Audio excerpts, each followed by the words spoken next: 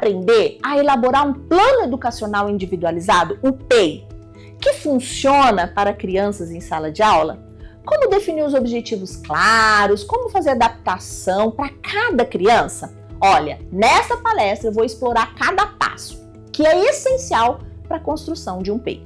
Eu sou a Mara Duarte da Costa, eu sou a mentora aqui da Rema Neuroeducação e hoje eu convidei a professora Maristela Amaral para realizar uma palestra incrível. E nessa palestra você vai aprender o que é PEI, qual o seu propósito na educação e como ele assegura um atendimento educacional inclusivo e adequado. Nós vamos abordar todas as etapas fundamentais: avaliação, definição de metas, acompanhamento, reavaliação, para que você consiga elaborar um PEI completo e ajustado às necessidades de cada aluno. Mas antes, inscreva-se no canal, ative as notificações para continuar recebendo conteúdos que fortalecem a inclusão educacional na sua sala de aula. Professora Maristela, a sala é toda sua.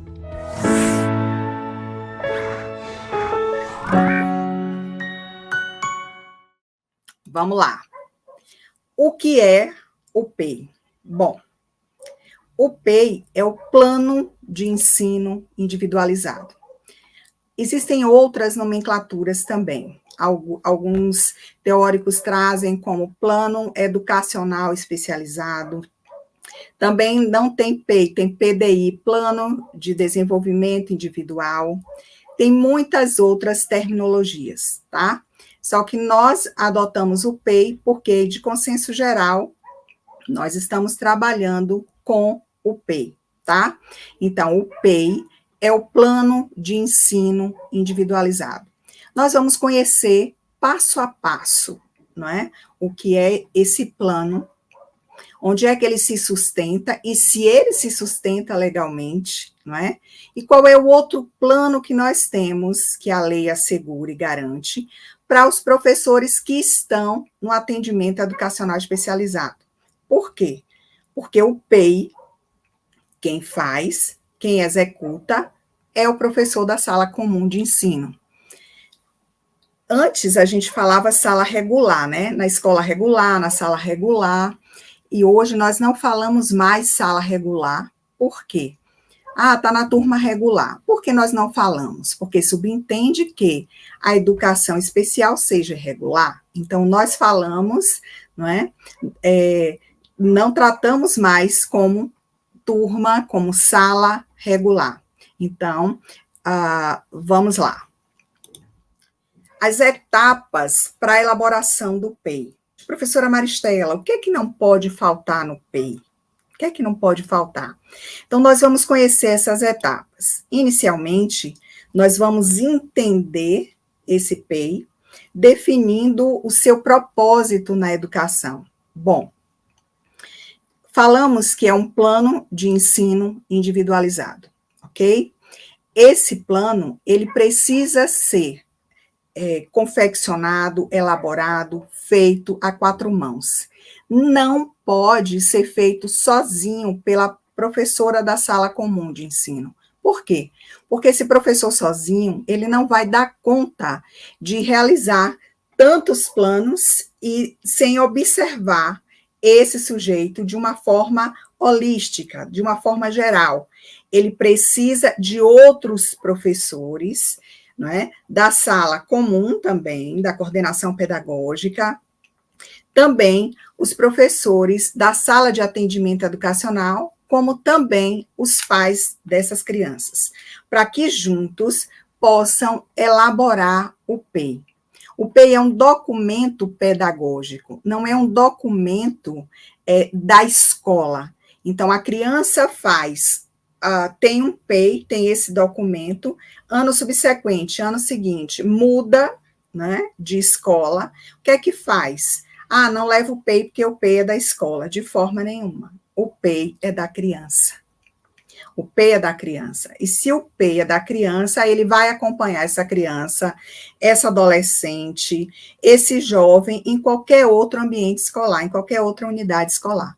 Ele não pode, de forma nenhuma, estar preso dentro de uma secretaria lá na pasta do aluno, tá? Então, nesse momento em que a escola faz esse diálogo potente com as famílias, não é? se o aluno tiver a maturidade, condição para participar, ele também pode dizer sobre as suas expectativas de aprendizagem, tá?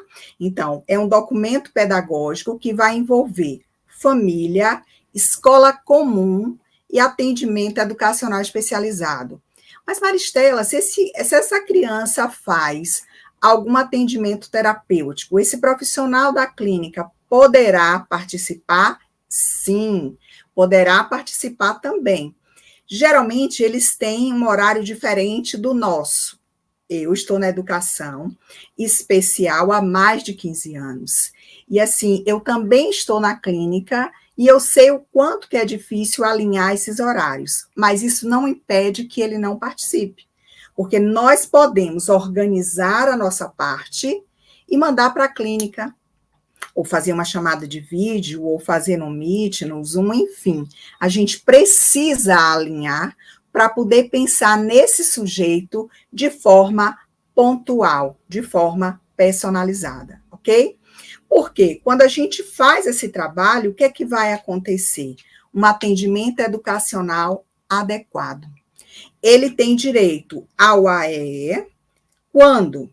Quando ele for aluno que esteja lá descrito na lei, nas diretrizes operacionais para o atendimento educacional especializado, né?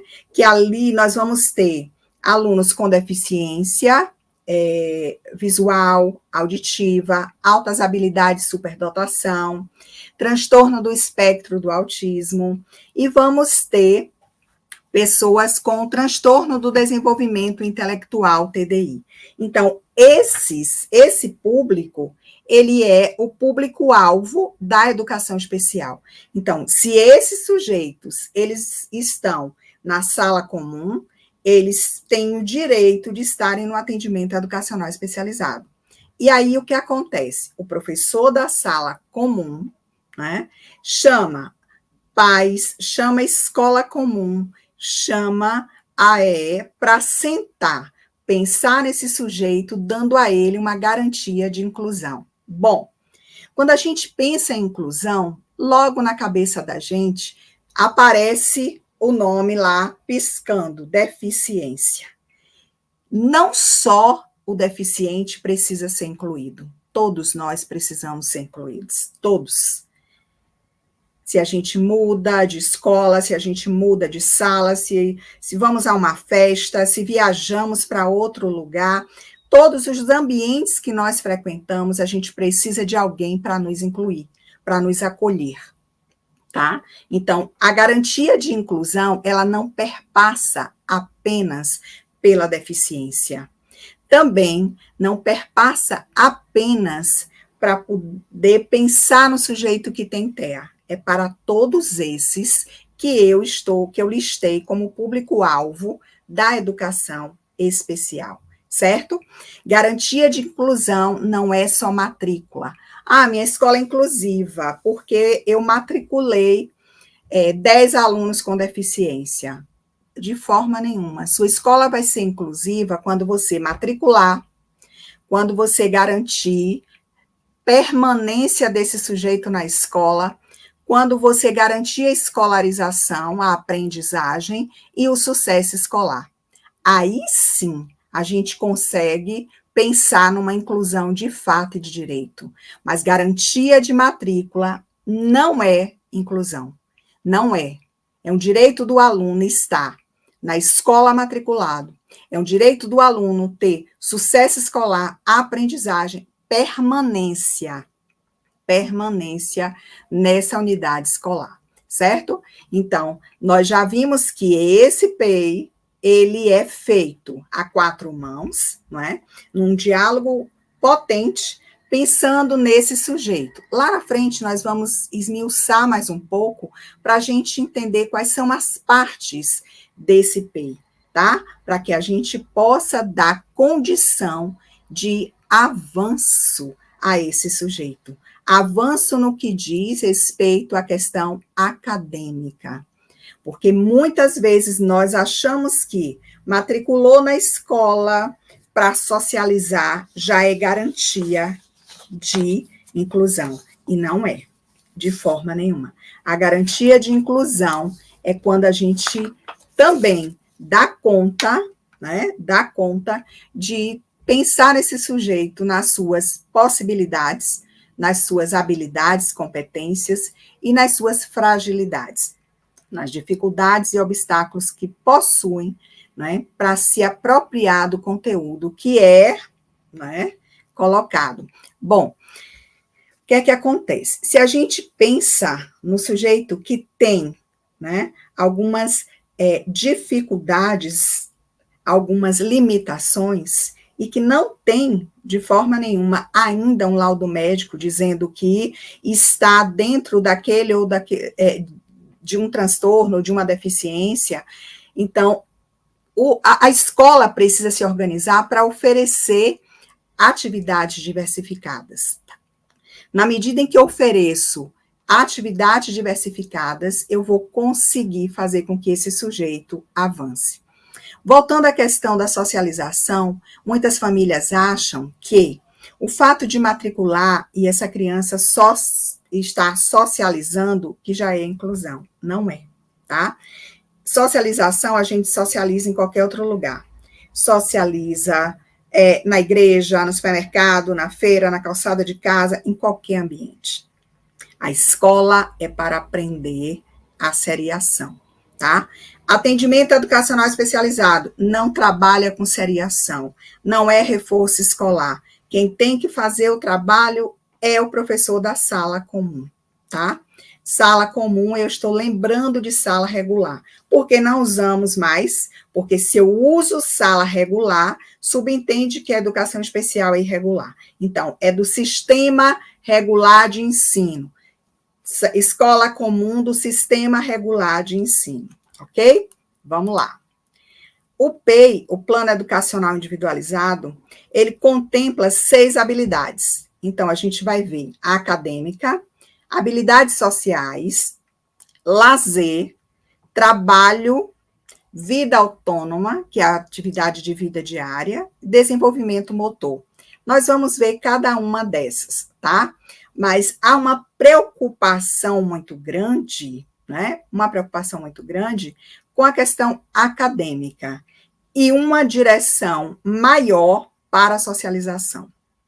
Então, ele não aprende, a idade dele está muito, destoa demais do aluno que está naquela idade, naquele ano, naquela turma. O que vai fazer, né? Maristela, o menino tem 12 anos e não lê e não escreve ainda. Nós precisamos trabalhar com o PEI justamente para ver um ajuste, uma adequação, para que esse sujeito ele possa avançar nas suas habilidades acadêmicas. Tá bom? Vamos lá. Bom, pensando agora na construção do PEI, eu começo por onde? Pela avaliação.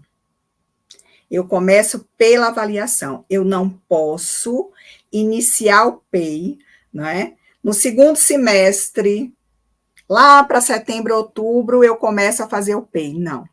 O PEI, ele é realizado, ele é escrito, ele é organizado logo no início do ano. Então, o aluno entrou na escola, eu já começo a fazer a minha avaliação. Eu começo a fazer a minha avaliação, eu começo, então, a levantar as minhas hipóteses, a observar esse sujeito e a registrar. Não confiem na memória de vocês. Não confiem. Quando a gente confia na memória, a gente sempre esquece. Então, eu preciso estar gravando um áudio no WhatsApp, registrando se eu tiver um tempo para redigir, mas eu não posso, de forma nenhuma, deixar para depois eu escrever, depois eu registrar.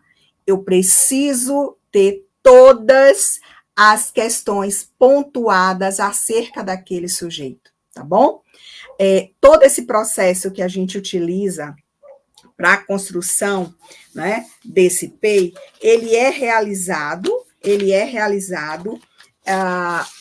por muitos profissionais da área da psicopedagogia, da área clínica, tá? Da área clínica. Então, assim, nós temos nomes, colegas psicopedagogos, que eu também sou da psicopedagogia, como a Deise Serra, Ana Paula Patente, a Sara Porto, que são profissionais excelentes da área da psicopedagogia e que trabalham também com PEI, com formações, tá bom?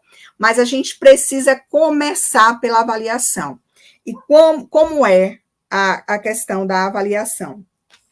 A avaliação eu vou iniciar pela anamnese. E o que é a anamnese? A anamnese é uma entrevista estruturada, tá? É uma entrevista em que nós vamos entender a representação social desse sujeito nessa família, desde a concepção até os dias atuais. Então, você vai perguntar a essa família quem é essa criança, quais são as dificuldades que apresenta, se já lê, se já escreve, se tem dificuldade com lateralidade, se tem dificuldade com temporalidade, sabe o que é ontem, hoje, amanhã, sabe direita, sabe esquerda, tá? Consegue se localizar no espaço, a questão da espacialidade. Então, tudo isso eu preciso conversar com a família. Identifica o alfabeto na sequência, fora de sequência, já conta até quanto, associa número à quantidade, tá? Já faz contas mentalmente, qual é a dificuldade, qual é a queixa que essa família traz naquele momento de anamnese, tá? Outra questão, reconhece, identifica cores, reconhece, identifica dinheiro, sabe dar recados, tá? Então, todas essas perguntas nós vamos fazer na anamnese. O tempo que entrou na escola, como foi o parto, quais foram as dificuldades que essa família enfrentou, né? Se a dificuldade foi identificada agora, se tem muito tempo, se foi na pandemia, se não foi, tá? Então, eu levanto, né, várias questões para que essa família responda para mim. E aí, nessa anamnese, eu já tenho algumas escalas que eu posso estar utilizando para poder levantar uma hipótese e eu começar a avaliar, tá? A pensar nesse sujeito como uma desatenção, uma hiperatividade, uma impulsividade, um TOD, um TEA, enfim. Dentro dessa discussão, dessa resposta, desse diálogo entre a família e o profissional, que pode ser o professor, que pode ser o coordenador da escola, nós vamos, então, de posse desse documento, né, começar a pensar nesse sujeito de uma forma mais particular. Então, assim como o PEI, a anamnese também vocês vão encontrar diversas de domínio público. Nós que estamos trabalhando mais no processo, né, com os alunos da REMA, a gente oferece alguns modelos, mas vocês têm muitos outros de domínio público, ok? Então, na anamnese, a gente vai ver contexto familiar, hiperfoco, preferências. Nós temos uma ideia equivocada de que só quem tem hiperfoco é quem é autista. Não é. Todos nós temos hiperfoco. Inclusive, nós mulheres temos hiperfoco. Hiperfoco no comprar bolsa, comprar sapato, comprar batom, ir para o salão, comprar semijoia, tudo isso é hiperfoco, tá? Mas o que é que o senso comum traz para a gente? Que apenas a pessoa com TEA é que tem o hiperfoco. Não. A criança que tem o hiperfoco, a gente vai aproveitar como um vínculo entre nós. Imagina, ela gosta de dinossauro, né? Gosta de dinossauro. Ela vai chegar na minha sala e vai encontrar um dinossauro. Então, se ela vê que tem um dinossauro, ele vai dizer, ela gosta de dinossauro também, então ela é gente boa, facilita para eu poder criar um vínculo com o meu aluno, certo? Mas a gente precisa entender, perguntar a essa família, principalmente se tiver o TEA. Então, o que é que desregula esse sujeito? O que é que regula esse sujeito? O que é que ele gosta? O que é que ele não gosta? Para a gente poder estar trabalhando com essas preferências nas próprias atividades que a gente faz dentro da sala de aula, ok? E nem todo autista vai ter hiperfoco, mas o hiperfoco vai estar presente na vida de todo mundo, tá? O vínculo a gente pode estar criando na medida em que nós vamos nos aproximando desse sujeito, tendo uma empatia, não é? Dando a ele condição para que ele entenda e esteja perto, usando como prioridade o hiperfoco desse sujeito. Então, os dados clínicos, já passou para outro profissional? Tem algum relatório? Não tem, né? Qual foi o outro profissional que avaliou? Porque nós, enquanto psicopedagogos, a gente não fecha diagnóstico, a gente levanta hipótese diagnóstica. Então, o médico fecha o diagnóstico, mas a gente faz os encaminhamentos. Nós aplicamos testes quantitativos e também qualitativos, para daí, então, a gente começar a trabalhar com esse sujeito, ok? Vamos lá. Instrumentos utilizados para avaliação. O que é que eu posso usar para avaliar? Eu estou falando de professores da sala de aula, e assim, é possível que nós tenhamos alguns profissionais da clínica. Então, claro que na clínica nós vamos ter alguns protocolos que são específicos para avaliação, tá? Mas, na sala de aula, nós podemos utilizar vários protocolos de rastreio que não são restritos, fechados, para o profissional da psicopedagogia ou da psicologia. Então, a gente tem o IAR, a gente tem o protocolo cognitivo, deixa eu pegar aqui para vocês, o protocolo de avaliação, né, das habilidades cognitivo-linguísticas. Nós temos esses materiais, que eles são abertos. Nós temos o SNAP, que é uma escala para poder a gente ver se tem risco para TDAH, seja ele desatento, seja ele hiperativo impulsivo, tá? Então, todos esses materiais nós podemos também estar utilizando. Sem contar que o professor, ele tem atividades diagnósticas, atividades específicas que são aplicadas para poder saber se aquele sujeito está no nível daqueles outros alunos ou daquela série, daquele ano em que ele está matriculado, certo? Vamos lá, mensuração das habilidades e dificuldades, cognitivo, comportamental, motor, atenção e comunicação. Veja só, muitas vezes nós temos muita dificuldade em mensurar, né? Então, nós falamos assim, o aluno precisa desenvolver a habilidade de leitura e de escrita. Percebe que é bem amplo, tá? Eu colocar essa habilidade, ela é bem ampla.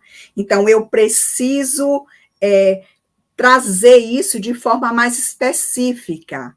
O que esse aluno, de fato, precisa? Ele tem que aprender o que agora, nesse primeiro momento, tá? É a sequência alfabética, é identificar, não é? Essa sequência alfabética é trabalhar com as sílabas complexas, palavras simples, ou palavras complexas, enfim. Eu preciso estar especificando. Por quê? Porque isso vai facilitar na hora de mensurar. Tá? Mensurar as habilidades e as dificuldades desse sujeito. Uma questão que eu sempre coloco para os meus alunos das pós é o seguinte, e nas formações também. Quando um professor vai fazer um relatório de uma criança, gente, por favor, utilize uma palavra que faz toda a diferença no relatório de uma criança. Ainda. Utilize ainda. A criança ainda não se apropriou de leitura e de escrita. Por quê? Porque quando eu digo ainda, é processo, ela vai conseguir. Ela está conseguindo. Quando eu digo, a criança não sabe ler nem escrever, pronto. O profissional que vai pegar essa criança na aula seguinte, ou no ano subsequente, que pega esse relatório, vai olhar e vai dizer o quê? Ah, tem 12 anos, não sabe ler nem escrever. Como que eu vou desafiar esse sujeito? Como que eu vou me organizar para fazer com que esse sujeito aprenda? Se eu digo ainda, o meu colega vai entender que é processo, que ele está no caminho. Então, que eu preciso estar movimentando, modificando, desafiando, dando possibilidades para ele poder se apropriar de leitura e de escrita. Não necessariamente está levando só de uma forma, de um jeito. Tá? Nós temos infinitas possibilidades de aprendizagem. Nós aprendemos vendo, ouvindo, manuseando. Nós somos sujeitos sinestésicos. Nós aprendemos manipulando. Tem gente que aprende mais vendo e ouvindo, outro tem que escrever para registrar. Tá? Então, eu preciso entender como é o que o meu aluno aprende, como é melhor para ele. Por isso, a necessidade da gente pensar no desenho universal da aprendizagem, de diversificar atividades, diversificar avaliações, diversificar possibilidades para que esse sujeito aprenda. E não necessariamente eu fazer só uma aula expositiva, só de uma forma, e achando que, eu vou adaptar a atividade, vou prever a adaptação no PEI e a inclusão. Não, não é assim. Principalmente porque nossa cultura de adaptação, a gente só adapta para menos. A gente minimiza o conhecimento do sujeito. Por isso, a gente precisa avaliar esse sujeito e saber quais são as potencialidades deles, para que a gente possa pegar essa potência e colocar para cima. E quais são as dificuldades, a gente oferecer possibilidades para ele poder alcançar esse outro nível. Mas se a gente fica preso, né? Estou olhando a hora. Se a gente fica preso, o que é que acontece, né? O que é que acontece? Automaticamente, nós vamos oferecer menos aos nossos meninos e meninas. E sem contar que sem avaliação, o que é que acontece? Vamos estar presumindo incompetência, porque a gente associa o laudo à incompetência. Tem laudo, é deficiente, é incapaz. Acaba com isso. Não existe isso. A gente precisa avaliar o sujeito, saber o que é importante para ele, o que é que ele consegue fazer, né? O que ele ainda não consegue para eu poder oferecer possibilidades. Mas se eu presumo incompetência, incapacidade, eu não vou dar possibilidades desse sujeito aprender de forma nenhuma, tá? Então, por isso a necessidade da anamnese, de entender esse sujeito, conhecer esse sujeito, mensurar essas habilidades, em que nível que ele está, o que é que ele já consegue fazer. Registrar. Registro é a chave. Por quê? Porque à medida em que eu vou passando por todas essas etapas do PEI, eu vou registrando. Caso tenha a necessidade de enviar um relatório, a mãe vai fazer uma consulta, precisa de um relatório, automaticamente eu já estou com ele quase todo pronto. Por quê? Porque eu já venho sistematizando essas informações, ok? Vamos lá. Bom, e aí tem um grande gargalo, um grande entrave. Por que, Maristela? A LBI, número 13.146 de 2015, que eu aconselho vocês a baixar essa LBI e que vocês leiam, se apropriem. Lá tem educação, saúde, lazer, esporte, vai marcando, para vocês saberem que não é favor a criança está matriculada, que não é simplesmente porque tem uma deficiência que a gente precisa estar minimizando a atividade, né? Não é dessa forma. Eles têm direitos e precisam ser assegurados e garantidos, tá bom? A Lei Brasileira de Inclusão, o que é que acontece? Ela não traz o PEI, nem ela, nem outra lei.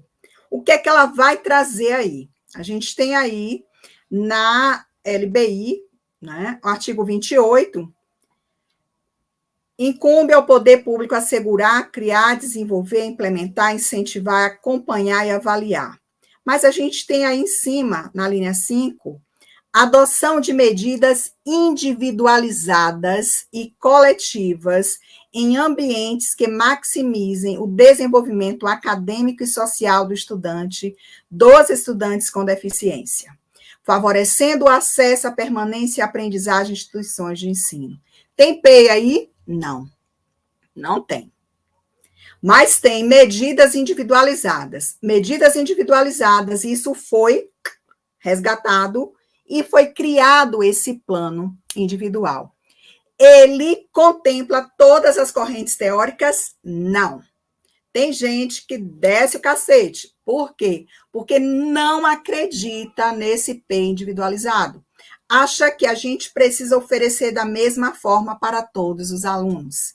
Então, a gente precisa, sim, organizar as nossas aulas, o nosso material, fazer o nosso trabalho pautado dentro dessas medidas individualizadas para dar garantia, para favorecer, para que esse aluno permaneça na escola, para que ele aprenda e que ele tenha sucesso escolar.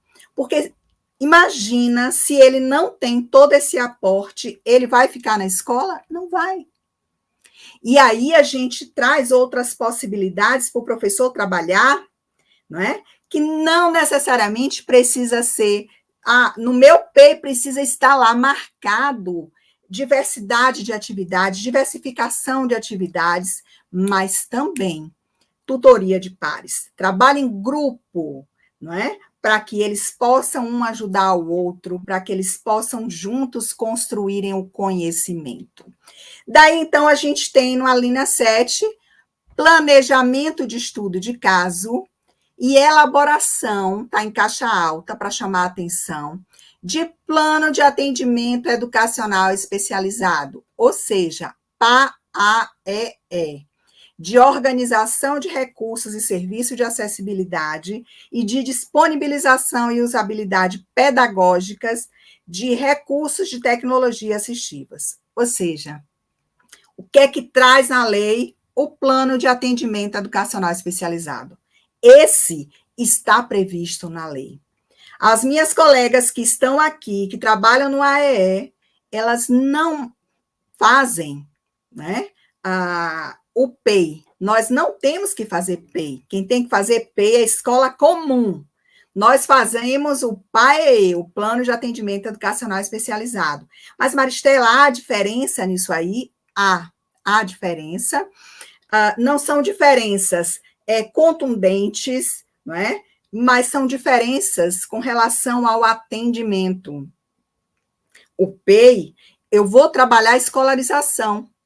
Já o plano de atendimento educacional especializado, eu vou estimular as funções executivas, eu vou estimular as funções cognitivas, eu vou trabalhar com esse sujeito para que ele funcione, entre aspas, em todos os ambientes que ele esteja. Então, eu vou trabalhar rotina, eu vou trabalhar com ele leitura, escrita, mas não necessariamente com listagem de conteúdos, como acontece na sala comum de ensino, tá bom?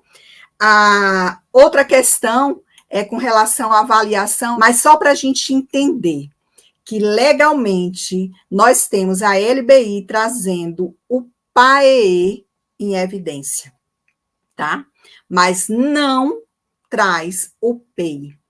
É tanto que existem, né, correntes que são a favor do PAEE e contra o PEI.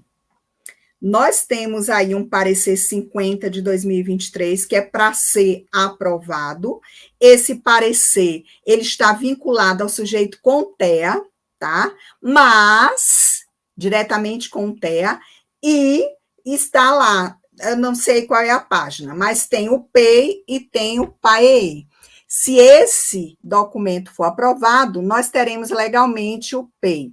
Se não, nós ainda estamos aqui subentendendo a LBI, tá? Para poder fazer o plano de PEI, o plano de ensino individualizado, ok? Vamos lá, então. Segunda etapa. Primeira etapa, avaliação. Etapa 2, metas e objetivos.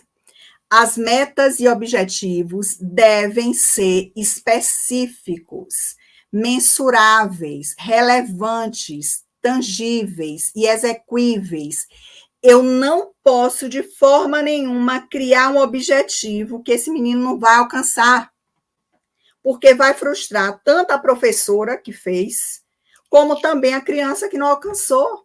Então, é preciso ser palpável, tangível. Eu tenho que colocar algo que consiga ser executado na sala de aula, que eu consigo dar conta de fazer com que esse aluno aprenda, se aproprie, tá? A outra questão, como eu faço esse plano? Bimestral, trimestral ou semestral? Algumas escolas fazem semanalmente, mas eu, particularmente, eu prefiro que seja trimestral, tá? Ou a cada etapa de ensino. Por quê? Porque eu preciso organizar o que eu vou oferecer para essa criança, em qual tempo que vai ser oferecido, quais são os objetivos, as possibilidades que vão ser oferecidas, e aí a gente vai ver currículo turma e currículo aluno, o que é feito para todos e o que é feito para aquele aluno. Gente, inclusão não é dar o aluno para pintar, para recortar, para colar e deixar o aluno na sala sem estar participando da aula. Ele está lá no cantinho, recortando, colando, pintando. Não tem. Não existe. Por quê? Porque isso não é inclusão. Isso é integração. Coloquei ele lá na sala e pronto. Eu preciso pensar na aula que eu vou oferecer para a turma e de que forma eu vou diversificar ou adaptar aquele conteúdo para aquele aluno acessar o conteúdo, tá? Porque, ele está trabalhando, ele não sabe ler e escrever, então ele está recortando e colando, pintando. Não, vai trabalhar em grupo. Ele não sabe ler e escrever, mas ele não sabe segurar o cartaz junto com os coleguinhas para poder apresentar. Ele não pode desenhar, ele não pode fazer uma maquete, ele não pode gravar um vídeo, a equipe não pode gravar um vídeo. Então, é disso, é de oferecer possibilidades, e não necessariamente leitura escrita, mas trabalhar com oralidade, fazer avaliação oral, para que ele mostre para a gente como foi que ele aprendeu, o que é que ele já se apropriou, tá bom? E aí, já voltando, adaptação a gente já viu, tá? Diversificação. Leiam sobre o desenho universal da aprendizagem. Eu costumo fazer uma analogia com o DUA. Quando a gente vai a um restaurante e a gente pede à la carte, eu quero comer um filé à parmegiana. Isso é a leitura escrita que você dá ao seu aluno, só dá uma condição para ele. Mas quando você vai a um serviço, a um buffet, aquilo, o que é que acontece? Eu escolho o que é que eu quero comer, e é isso que a gente precisa oferecer aos nossos alunos, possibilidades para que eles digam para nós como que eles aprenderam, como que eles conseguiram, não é? Para a gente poder avaliar, tá certo? Os materiais precisam estar previstos.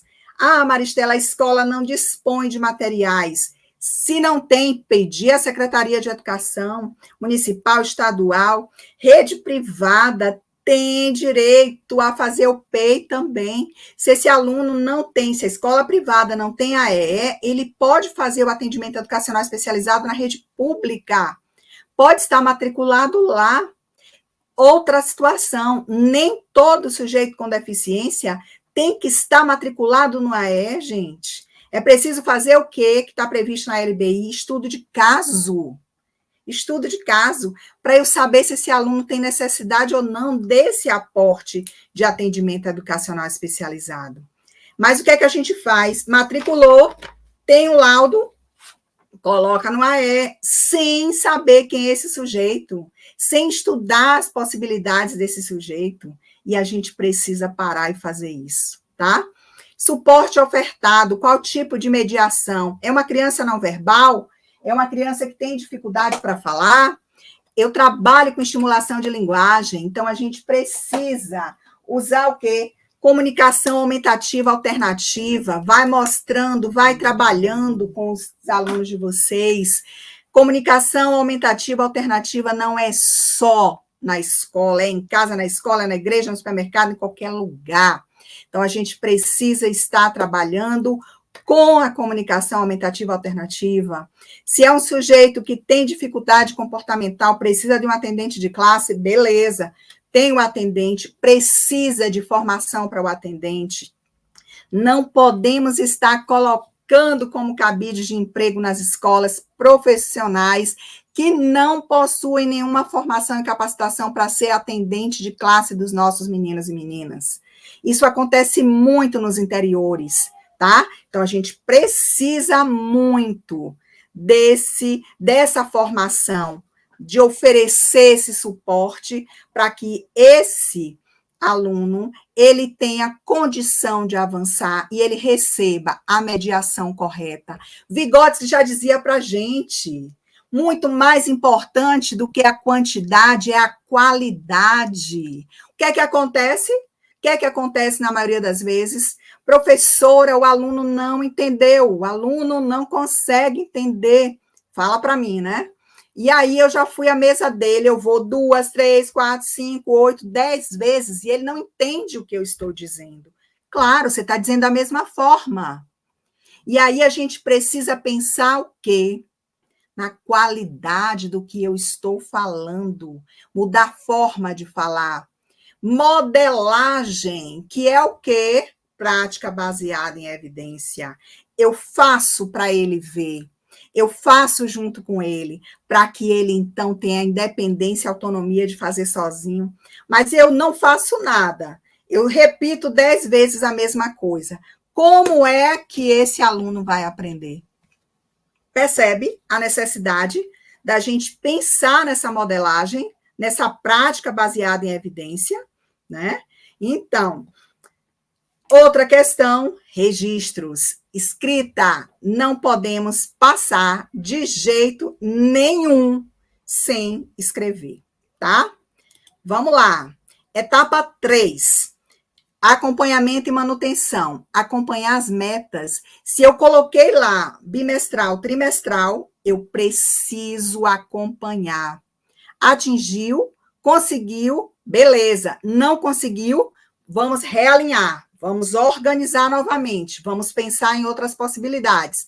Mas, Maristela, eu sozinha tenho que fazer isso? Não. Você pode pegar na mão de todo mundo que fez o PEI, que assinou o PEI, e vai lá junto, realinhar, pensar de outra forma para dar acesso ao conteúdo. Então, revisar as estratégias de ensino, metodologia, registrar os avanços e dificuldades desse sujeito. Eu não concebo que um aluno passe um ano inteiro na escola e que ele não avance em nada. Eu trabalho com aluno com deficiência há mais de 15 anos, e eu vou dizer uma coisa, se eu tenho um aluno que não subiu um degrau de escada, subiu, lá é vibração. Parabéns para ele, a gente vibra. Por quê? Porque é um avanço muito grande. Não conseguia ir ao banheiro, está indo sozinho, beleza. Mas o que é que faz? A gente quer leitura escrita. A gente quer leitura escrita, pelo amor de Deus. Vamos pensar em outras possibilidades que esse aluno vai trazer para a gente de que ele aprendeu. Tá bom? Vamos lá. Etapa 4. A reavaliação. Quais foram as dificuldades que vocês enfrentaram? A escola não tinha material adequado, a secretaria não mandou o material, né? O aluno faltou muito. Outra questão, falta de aluno com deficiência, ninguém liga para a família para saber porque faltou. Deixa ele lá em casa. Tá faltando, beleza, né? Isso não pode acontecer. O aluno é da escola. O aluno é da escola, então a gente precisa saber o que aconteceu. Então, o aluno faltando demais, o que é que acontece? Vai ter dificuldade para poder se apropriar desses conteúdos. Então, a gente precisa estar registrando essas dificuldades. Quais foram as estratégias que funcionaram? Ele gostou bastante de atividades mais concretas, atividades fora do ambiente escolar. Tudo isso a gente precisa estar avaliando. A organização da sala, né? A organização da sala. Então, pensar em outra possibilidade. Fileira, todo mundo vendo aqui o pescoço do colega, vamos colocar em semicírculo. Vamos organizar esses alunos que precisam de mais perto da gente, dos professores, coloca sentado mais perto. Tem aluno que resiste, porque eu só que tenho que ficar. E aí, o que é que eu oriento? Gente, organiza da seguinte forma. Essa primeira fileira vai ficar uma semana sentando na frente, depois ela muda para a segunda vem para a primeira. E a gente vai fazendo isso até chegar na última fileira para poder voltar com a primeira fileira de volta. Isso é muito bom, porque todos vão passar na primeira fileira e o aluno com deficiência não vai se sentir excluído ou marcado que precisa estar na frente por conta de uma deficiência. Outra questão que eu lembrei aqui, a gente não pode se apegar. Aluno que chega na escola com um laudo médico e perde a identidade. O aluno não é mais, deixa eu ver aqui, Lucimere, não é Luan, não é Maria, não é Nilzete, não é Maristela, não é Beatriz. Virou agora o aluno com TEA, o aluno com síndrome de Down, o aluno autista, o aluno isso, o aluno... Não! O aluno tem nome, tem identidade, precisa ser respeitado com o nome dele, e não com deficiência. Você é professora do autista que tem lá naquela sala? Quem é o autista? Como é que chama dessa forma? Então, a gente precisa estar trazendo à tona a identidade desse sujeito, e não a deficiência. Olhar o sujeito e não a deficiência, ok? Como essa criança finaliza esse período determinado? Então, 2 meses, 3 meses, como foi que ela finalizou? Foi bem? Não foi? O que foi que ela conseguiu aprender? O que foi aprendido? Tá? Quais são os avanços que ela possui? O que é preciso realinhar? O que é que a gente precisa organizar novamente para poder levar para a sala de aula e registrar? Se eu não registro, tudo isso se perde, gente. E eu vou dizer uma coisa a vocês. Eu acredito que todos nós temos como é o nome? Um grupo de WhatsApp, um grupo de WhatsApp sozinho. E aí você vai lá e grava, né? Eu gravo tudo, como o aluno chegou, como o aluno, né, se comportou, se estava com alguma ferida no corpo, se a merendeira não tiraram a toalhinha, tudo eu registro. Então, é dessa forma que a gente precisa proceder, certo? Vamos lá. Então, nós passamos por todo um processo. Nós avaliamos, não é? Nós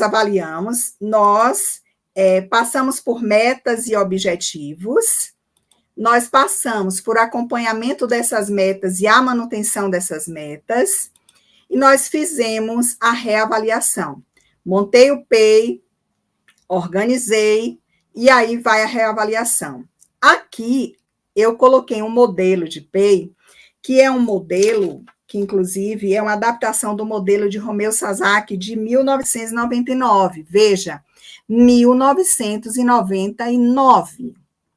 Mas hoje nós temos, claro, outros modelos, tá? E nós vamos pegar esses modelos e nós vamos, então, ajustar segundo a nossa necessidade, o nosso contexto escolar. Eu não posso pegar um modelo achando que é esse que tem que ser usado, que é o modelo que a professora disse que tem que ser, de forma nenhuma. Nós vamos pegar esse modelo de PEI, né? E vamos ajustar segundo a nossa necessidade, ok? Então, vamos lá. O que é que a gente, então, pensa em avaliar? O que é que a gente pensa em observar?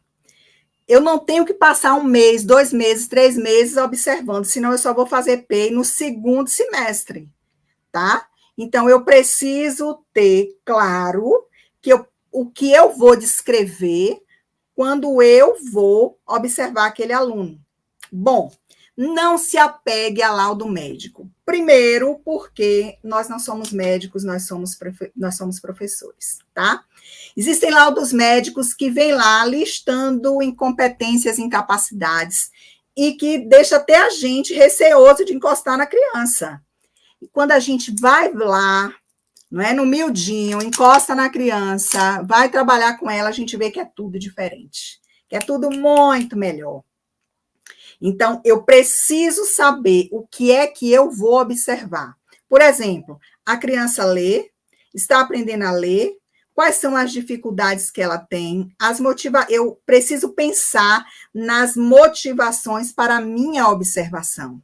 Um exemplo, aí eu coloquei, Bernardo foi trazido para avaliação para verificar o nível de alfabetização dentro do diagnóstico de TEA, desde os 3 anos de idade. A família relata que Bernardo lê palavras soltas desde os 3 anos e, atualmente, com 8 anos, não possui a clareza sobre a capacidade de leitura e interpretação de Bernardo. Bom, se eu tenho essa criança que já lia palavras, não é, soltas desde os 3 anos, aos 8 anos, não possui uma capacidade de leitura e interpretação, ou seja, não tem uma boa fluência leitora. E aí a gente vai ver o quê? Uma rigidez cognitiva, que isso é uma falta de flexibilidade cognitiva, que isso é muito presente em quem tem TEA.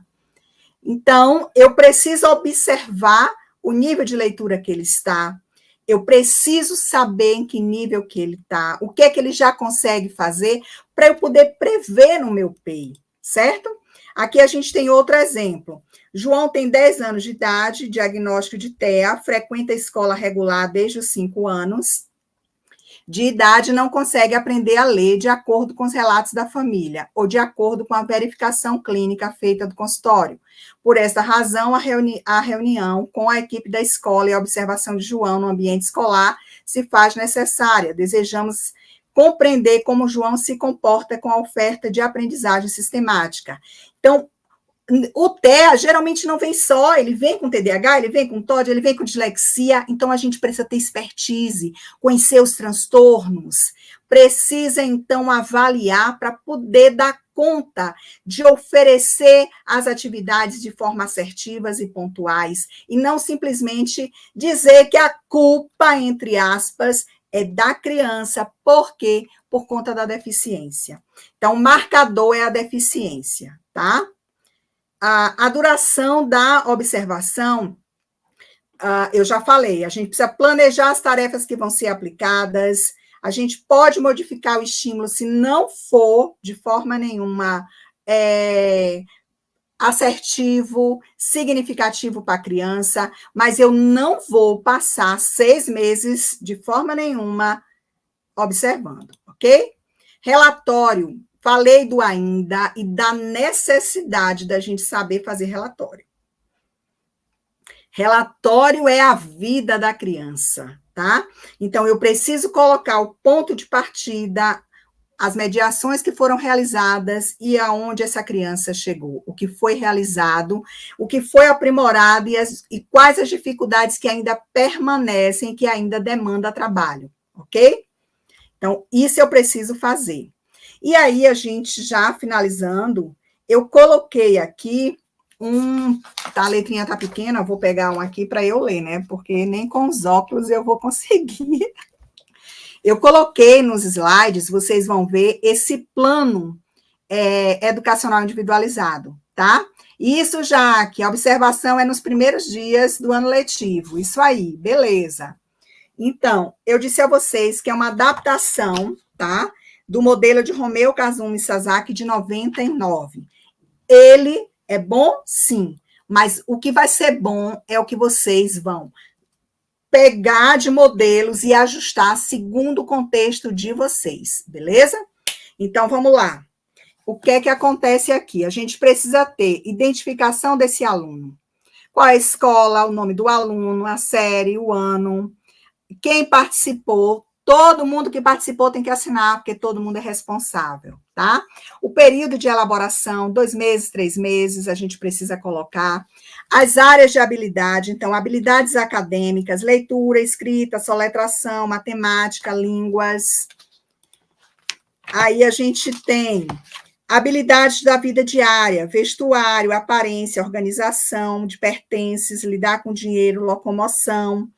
A criança precisa começar a pensar no autocuidado, a trabalhar com autocuidado. Romeu Sasaki, Kazumi Sasaki. Habilidades motoras, atividades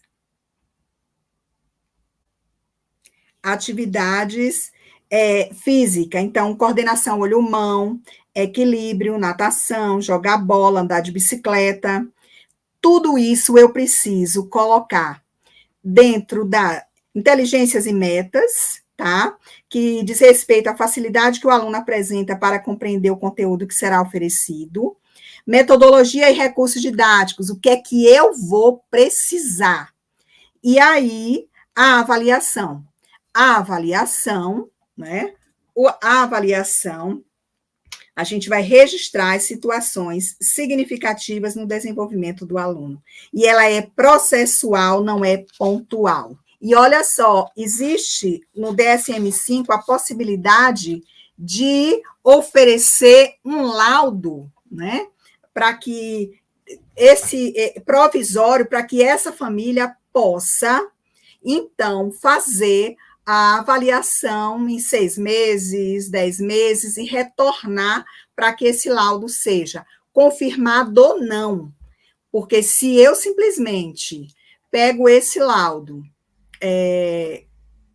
ou fecho que tem, e a criança depois se desenvolve e não tem a deficiência, como que eu vou dizer que ela não é mais deficiente? Que ela não tem mais o TEA? Por isso é importante os médicos, as pessoas saberem desse laudo provisório. Habilidades sociais, atitudes e comportamentos, a questão das habilidades de recreação e lazer, jogos, esportes e passeios, habilidades profissionais, seguir instruções, uso de ferramentas, organização do local, enfim, todo esse material, né, está nos slides de vocês, para que vocês possam acessar esse PEI e organizar segundo o contexto escolar de vocês. O PEI é da escola e da criança.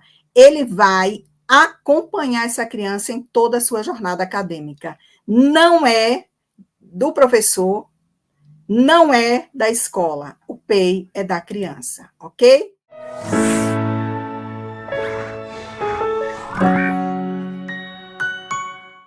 Obrigado por assistir até o final. E se você gostou desse vídeo, então não se esqueça de curtir e compartilhar com seus amigos. Isso ajuda muito a gente a disseminar o conhecimento para muito mais pessoas. E se ficou alguma dúvida ou sugestão, pode deixar aqui embaixo nos comentários que teremos o maior prazer em responder. Eu adoro quando vocês contam as histórias de vocês em sala de aula, porque isso enriquece muito a discussão. E aqui na Rema, o conhecimento não tem fim. Quer saber mais? Clique aqui no vídeo que está aparecendo na sua tela para aprender ainda mais. Até a próxima!